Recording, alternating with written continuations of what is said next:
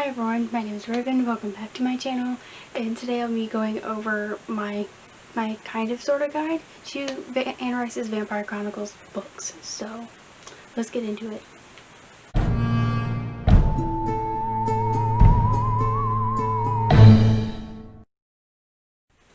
Alright guys, like I said, I'm going to be going over my sorta kind of guide to Anne Rice's Vampire Chronicles, and you can see they're all on my bed.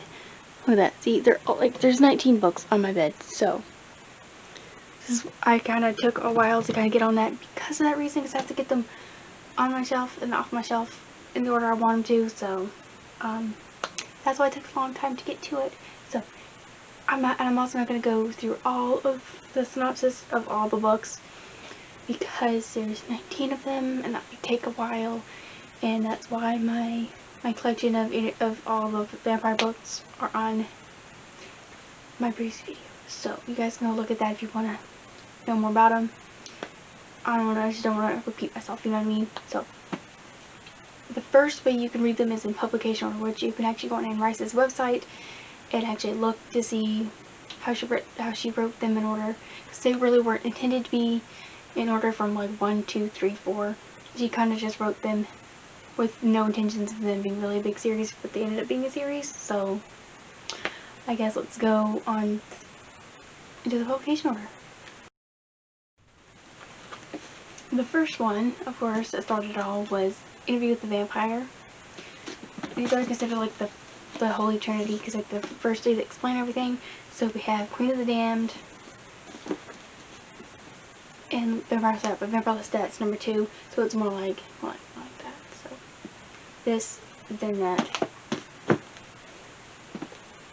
And then we have the other 3, which is Tale the Body Thief, Mimic the Devil, and the Vampire Armand.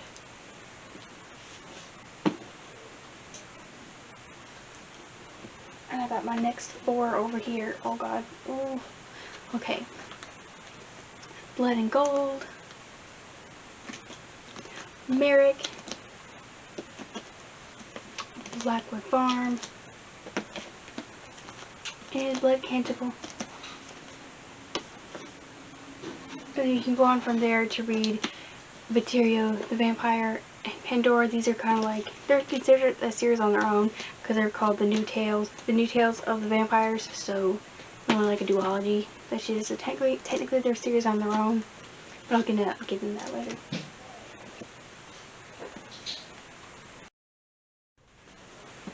And we have the next 4 in a stack. We have Interview with the Vampire, Claudia's Story, which is a graphic novel. Beautiful artwork, like I said in my previous video.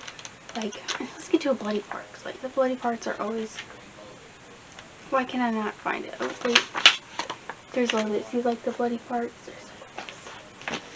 There's that one.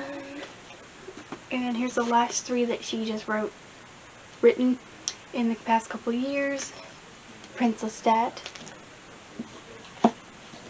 Prince Lestat and the Realms of Atlantis, which I have not read yet, but we won't talk about that.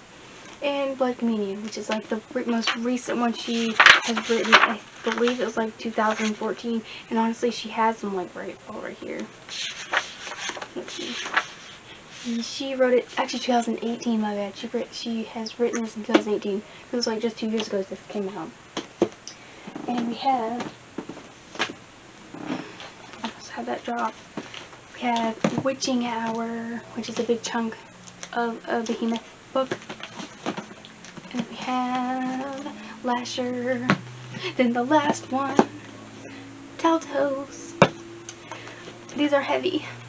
They're hardback too, which is so, see, them together, they're so heavy, honestly, trust me. Like, they're dragging me down. That is one of the ways you can read them. That's like the publication order of which they were released in. You can read them that way, or there's another way you can read them. You can read them in which you read just like the first 3. Like the first 3 is, like I said before, Interview with the Vampire, Vampire Lestat, and Queen of the Damned. Now the reason why I say you can read just the first 3, like these are kind of important because these really set up for you to get to know like the vampire backstory of how like which they were created and why vampires, why are the vampires, you know, you figure out all of that in here, and you figure out, you know, why, like even then it's kind of like really, this one just, it started it all, so you really get to know Louis and Lestat, but you really get to know Lestat in this book, and you kind of get hints at like vampire history in this, but like not like a lot, but you get more of an in-depth history background with this one. So you can just read these 3 and you'll be totally set, be fine, because the rest of them, like Tale of the Body Thief and Midnight the Devil, it's just, these 2 are just really, they're really just adventures that Lestat just went on. So it's just this little adventure that he's went on in the 21st century, that is it. And then Vampire Armand, it's just the backstory of Armand, and like same thing with Blood and Gold. This is the backstory of Marius and how he came into being and how he ends up having the responsibility of, I don't know if I even told you this, but the responsibility of those who must be kept, which you'll figure out what that is if you read the books. I'm not gonna spoil it. And Merrick is literally, this one's just basically about where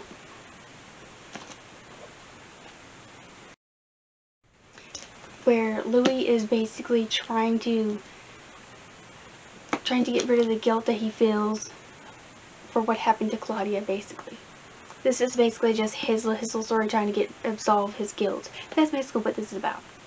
So, but then this is one of the books that actually connects to the Mayfair Witches trilogy, and so is Blackwood Farm. So you could basically say that this one's basically a side story about a man named Tarquin Blackwood who basically has a ghost that's following him around and needs Lestat's help to get rid of it. And this also connects the Mayfair Witches too, because it has a Mayfair Witch in it.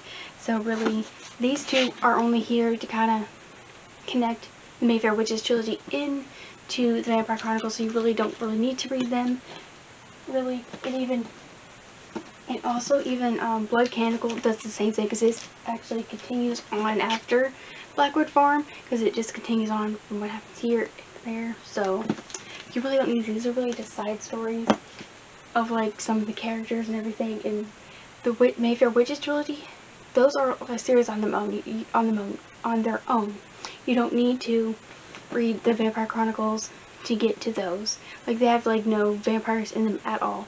And the big thing that also connects them is that there's this group called the Telemasca. They're very heavily influenced in the books too, and they also are influenced in the Vampire Chronicles as well. So, but they don't really tie in together. They don't really say nothing about the vampires or anything in the books, so you don't really need to read the Vampire Chronicles to read any of the Mayfair Witches trilogy. I should be holding them in my hand, but you know, they're so heavy and I kind of don't want to, so sorry about that. Like I said, you read just the first 3 books, and you can honestly go right in to the last 3 that you want, that she just written, because she kind of, like, in all 3 of the books, she explains like the history of vampires, but like you're not going to get so much of in-depth.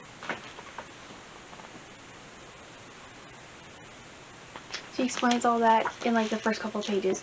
Like, you're not going to get the most in-depth history recap from them, because, you know, it's just like a recap like you would if you read the first 3.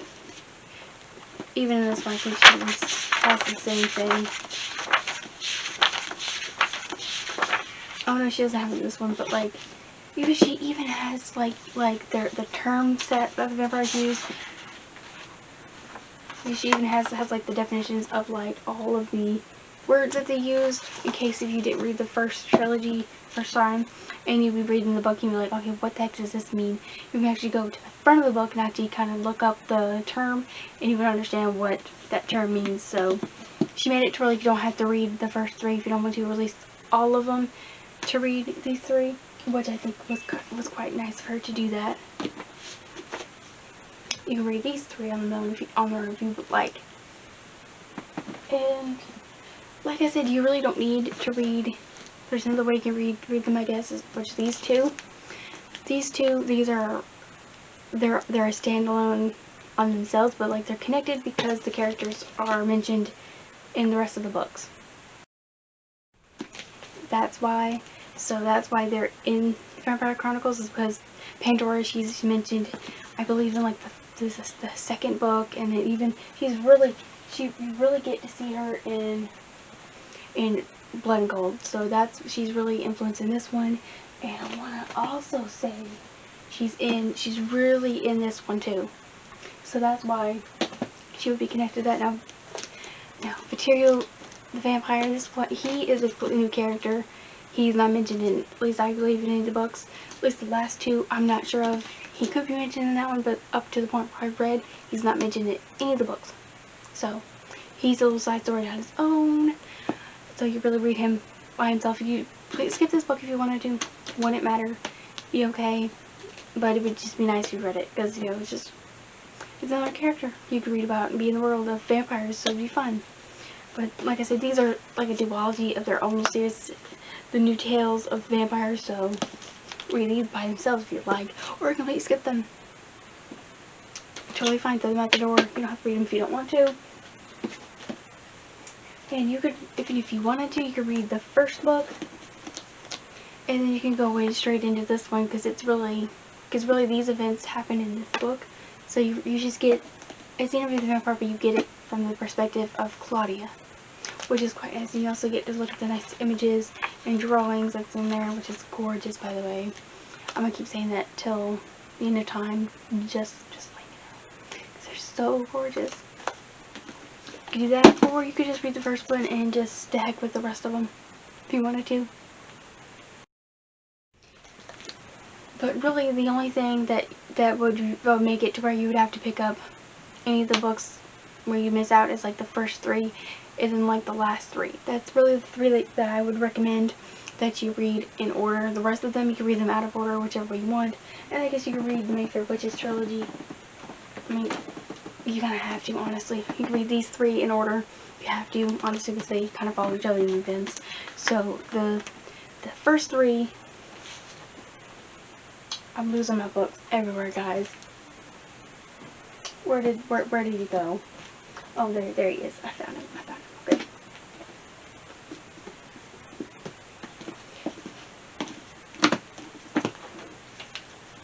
You can read the first 3 in order.